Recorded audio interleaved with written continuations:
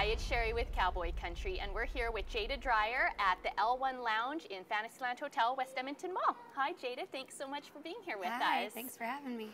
So, congratulations. Couple more weeks and your debut CD is out. I know, I'm so excited. So, I am Jaida Dreyer, and what do you have planned for the release? Well, we have a big record release party that Monday before it comes out.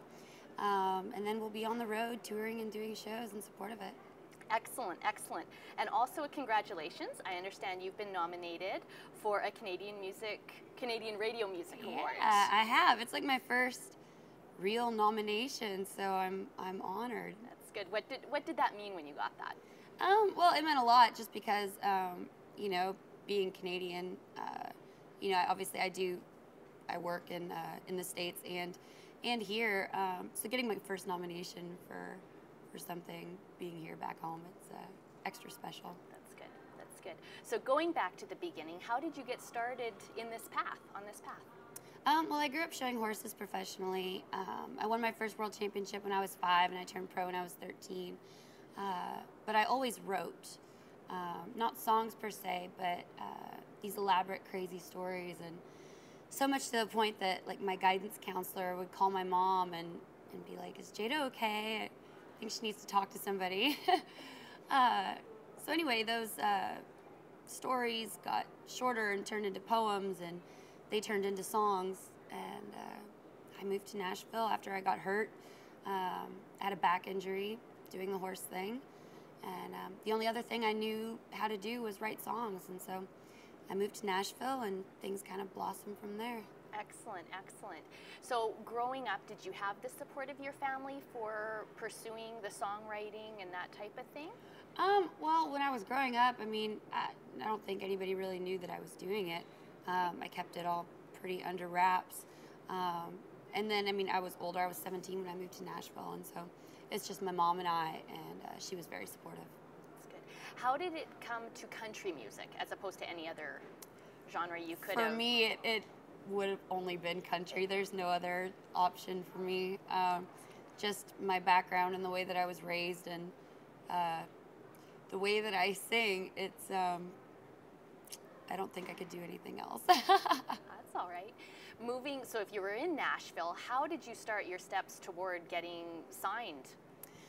It happened very quickly for me, actually. I was in town not even 2 weeks, and I had a song on my MySpace page. It was when MySpace was really popping, and had a song that I'd recorded, one take, garage band work tape, up on my MySpace page, and a lady named Robin Lee Bruce wrote to me on there, and she's a great songwriter, former artist in Nashville, and she asked me, she's like, "What are you doing? I've never heard anything like you before."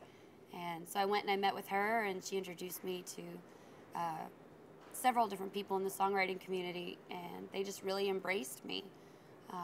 And shortly after that, I was offered a publishing deal. And then it was about 5 years later when I signed my record deal. Excellent. So what would you say, I know it's kind of been a fast career for you, has been a career highlight so far? Playing the Grand Ole Opry, for sure.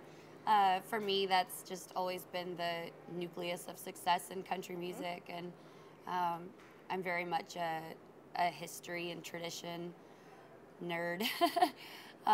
So for me, that means the most, and if I never do anything else again, I'll be fine because I did that.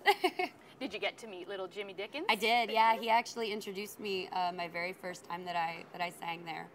And I was really nervous because everybody said, you know, he's going to mess up your name, especially because I have such a unique name. He messed up Brad Paisley's and Martina McBride's, and so they warned me, you know, don't be offended if he messes it up. I mean, he is 92 years old. And anyway, he got it right, and so after that, it was a breeze. I was just so happy that he didn't mess my name up. So you've said you have a different sound. Did you have musical inspirations growing up? Who were some of the idols, I guess, that you would have looked up to? I was raised on very traditional country music, and for me, why I love country music is because of the songs and the honesty and the things like that. And so I was always drawn to the songwriters that sang So like Steve Earle and Chris Christopherson and Loretta Lynn and Lyle Lovett, those were the people that I always were kind of drawn to. So being a songwriter, did you write some of the songs on your current CD? I wrote everything. I wrote or co-wrote everything on the record, which I'm very proud of. I moved to Nashville originally to write songs. I really had no aspirations to be an artist, so the fact that I get to put out a record that's full of songs that I wrote is extra special. That's good. So the success of A Guy's Girl, Yeah. and then your next single is Half Broken Horses. Half Broke Horses, yes. How did you choose that one? Why is that the next one coming out? It's one of the most personal songs for me on the record, and I wanted to give fans and the general population just more of an insight into my history and how I've become the person that I am today. And I think that song does that. I always say it's a cowboy and a horse song, which it is, but more than that, it's about my relationship with my estranged father. So, you know, it just seemed like it was something I needed to say. So That's good. So it's very personal very, for you yes, then. yeah. When you were talking about your fans there, what do you enjoy the most when you get a chance to interact with them? I guess just hearing how different songs have, you know, been able to touch them and how they've been able to relate to them in different ways. What were you doing? Where were you the first time you heard one of your songs on the radio? Gosh, where was I? The first time, I say the first time, I knew that they were going to play it, so I don't really count that as my first time.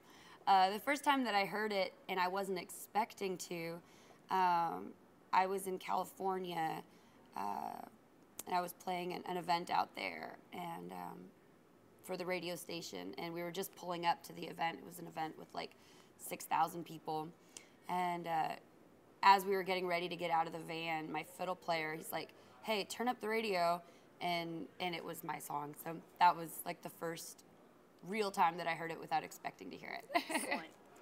Being in the music industry, what has been the best advice that you've been given so far to take forward in your career?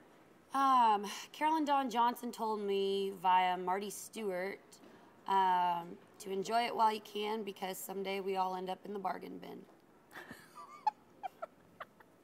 Amen. Well, thank you so much, Jaida, for spending some time with us here. And be sure to pick up Jaida's debut CD, February 26th. I am Jaida Dreyer.